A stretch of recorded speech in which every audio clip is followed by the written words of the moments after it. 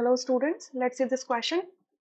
An aqueous solution is made by dissolving glucose और उसका formula दिया हुआ है C6H12O6 एंड यूरिया उसका फॉर्मूला दिया है NH2CONH2 in water. The mole ratio of glucose and water is 1:10. If the masses of glucose and urea are in 3:1 ratio, the mole fraction of glucose in the solution is. ठीक है, so आपका जो solution है इसके अंदर तीन चीजें present है. ये जो सॉल्यूशन है आपका इसके अंदर तीन चीजें प्रेजेंट है. पहला तो ग्लूकोज, ठीक है, दूसरा यूरिया, और ये दोनों सॉल्यूट डाले गए हैं किसके अंदर, सॉल्वेंट वाटर के अंदर. ठीक है, सॉल्यूट जिसकी क्वांटिटी कम होती है जनरली और सॉल्वेंट जिसकी क्वांटिटी ज्यादा होती है. ठीक है, अच्छा, तो इन तीनों के रिस्पेक्ट में ग्लूकोज का जो वेट है उसको मैं लिखूंगी WG, इसका जो मोलर वेट है उसको लिखूंगी मैं mg. ठीक है, और इसके जो नंबर ऑफ मोल्स होंगे उसको लिखूंगी Ng. सिमिलरली यूरिया के रिस्पेक्ट में जो इसका वेट होगा उसको लिखूंगी WU, इसका मोलर मास होगा MU एंड इसका जो नंबर ऑफ मोल्स होंगे वो होंगे NU.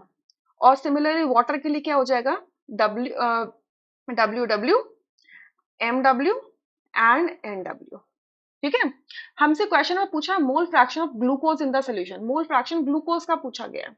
अच्छा, मोल फ्रैक्शन अगर ग्लूकोज का पूछा है तो यहाँ पे इस चीज को ऐसे लिख के मैं मोल फ्रैक्शन ग्लूकोज का क्या लिख सकती हूँ कि काई, काई से रिप्रेजेंट करते हैं काई of glucose, chi G is equals to mole fraction क्या होता है, number of moles of the substituent, constituent जो भी आप कॉन्स्टिट्यूएंट की बात कर रहे हो, यानी कि Ng divided by total number of moles. Total number of moles क्या हो जाएंगे, Ng plus NU plus NW.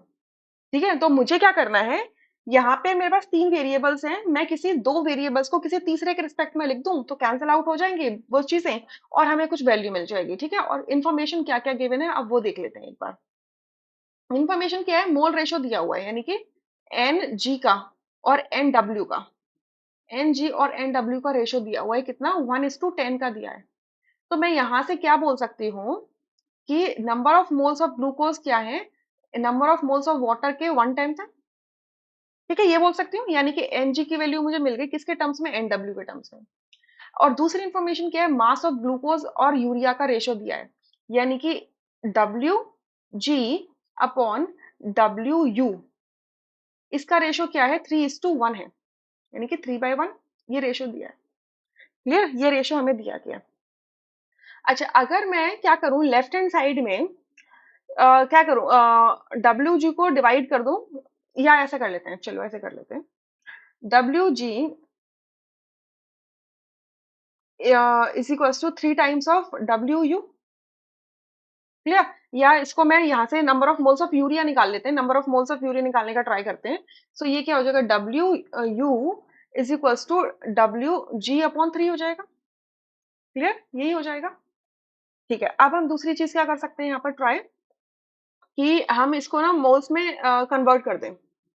तो हम क्या कर सकते हैं यहाँ पर, मैं ऐसे लिख दूं, ये एक रिलेशन यहाँ से निकल के आया है. ठीक है, मैं यहाँ से एक चीज यहाँ से लिख दूं कि number of moles of urea अगर मुझे निकालने हैं, NU निकालना है, तो क्या हो जाएगा, वेट ऑफ यूरिया, ये फॉर्मूला होता है weight of urea, mass of urea, given mass of urea divided by molar mass of urea. ठीक है, मोलर मास, या आप क्योंकि ये मॉलिक्यूल है तो हम बोल देंगे मोलर मॉलिक्यूलर मास, या ग्राम मॉलिक्यूलर मास बोल देंगे. ठीक है, अब WU की वैल्यू हमें गिवन है, WU की वैल्यू कितनी है, WG अपॉन 3 गिवन है, और इसको डिवाइड किया हुआ है हमने MU से. क्लियर, अब अगर मैं राइट हैंड साइड में जो एक्सप्रेशन है इसको मैं क्या कर दूं, डिवाइड कर दूं किससे, MG से, मतलब मोलर मास ऑफ ग्लूकोज से डिवाइड कर दूं.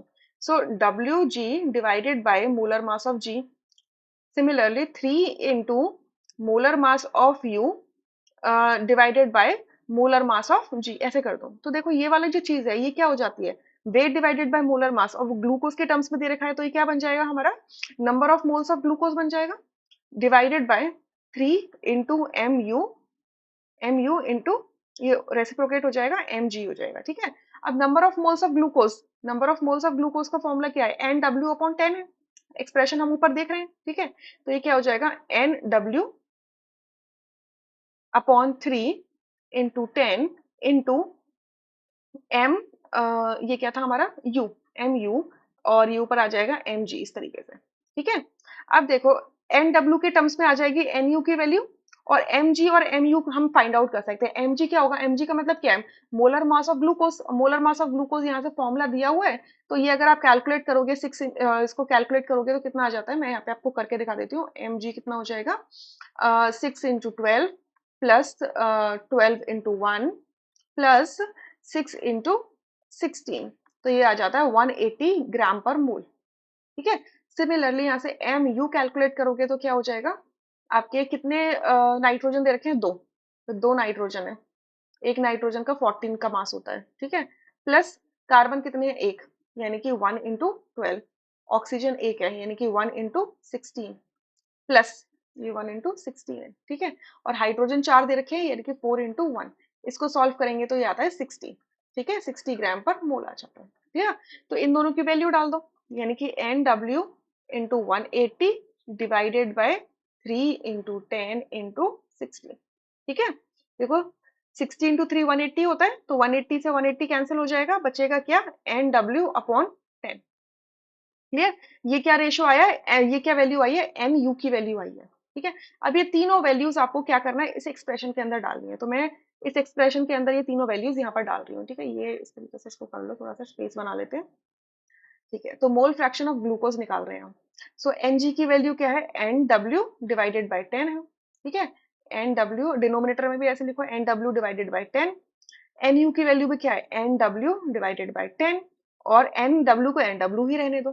ठीक है, एलसीएम लेंगे, सॉल्व करेंगे तो ये क्या हो जाएगा, N W divided by 10 divided by 12 N W divided by 10। तो 10 से 10 कैंसिल डिनोमिनेटर में, एन डब्ल्यू से एन डब्ल्यू कैंसिल, बचा क्या, 1/12।